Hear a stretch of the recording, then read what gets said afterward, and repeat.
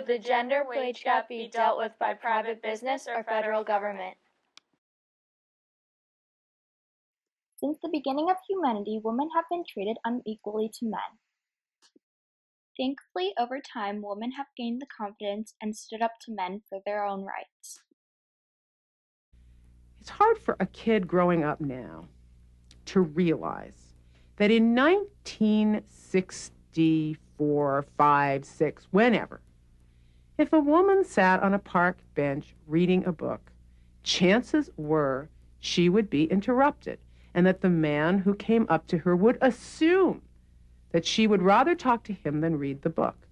Women joined forces, and even though it took time, stood up for themselves and their rights.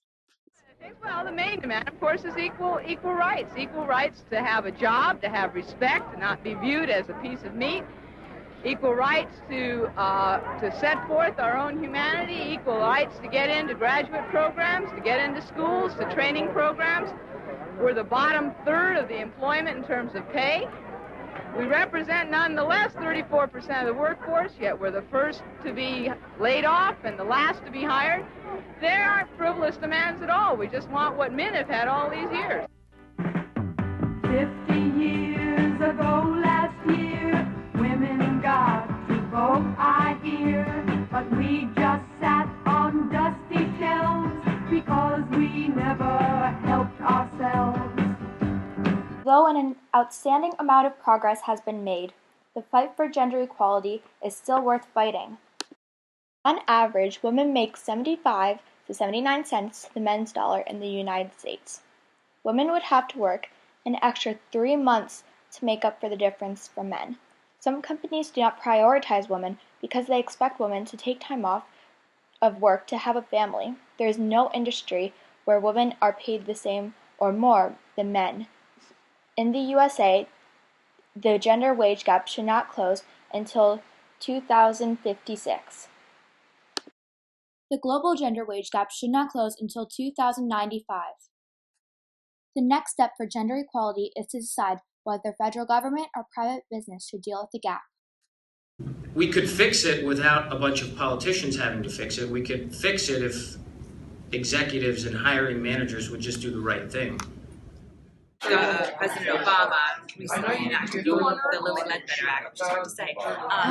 The Lilly Ledbetter Act made it illegal to discriminate on wage based on solely on sex, gender identification. No one seems to be able to tell us why PA's pay gap is widening, but Senator Teplitz wants to have a hand in what happens next. He's pushing for Senate Bill 303. And we can change the culture, on those other issues if we change the laws. Teplitz says the bill would strengthen the Commonwealth's Equal Pay Act. Specifically, it would make salaries public, so there's more pressure on employers, especially now. Studies from the American Sociological Review show a mommy penalty and a daddy bonus. Basically, employers tend to offer mothers less money than they do single women, while offering fathers more money than they do single men. Senator Teplitz says this is an issue that everyone should be concerned about. It's in everyone's interest in that family to make sure that she's being paid fairly. So it's really a family issue. I don't see it as a women's issue at all. After seeing this video, we contacted Senator Rob Teplitz's office and met with Timothy T. Collins, the Chief of Staff. In a perfect world, you wouldn't need a law to ensure that people are paid the same rate. Mm-hmm. We don't live in a perfect world. So there are some instances in which we need laws or regulations to ensure that people are treated fairly. So I wish there didn't have to be a law, but in some instances there are. January 9th, 2009, President Obama signed his very first piece of legislation, the Lilly Ledbetter Fair Pay Act. Lilly Ledbetter took her pay discrimination complaint all the way to the Supreme Court, which ruled in 2007 that claims like hers had to be filed within 180 days of an employer's decision to pay a worker less, even if the worker didn't learn about the unfair pay until much later, as the case for Ms. Ledbetter.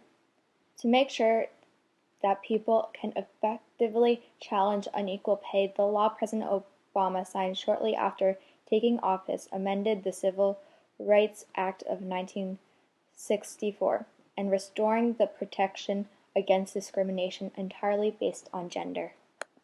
My personal story of unfair pay began in 1979 when I started at Goodyear Tire and Rubber Company.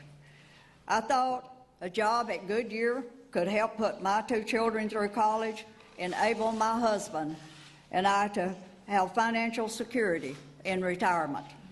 As the only female supervisor, I persevered through daily harassment and took as little leave as possible because I never knew if my job would be waiting when I returned. Almost 2 decades into my career at Goodyear, I received an anonymous note that said I was being paid thousands of dollars less than my male counterparts. Walker, Paul, Rubio, Cruz, Bush, and Christie all were against the Lilly Ledbetter Fair Pay Act.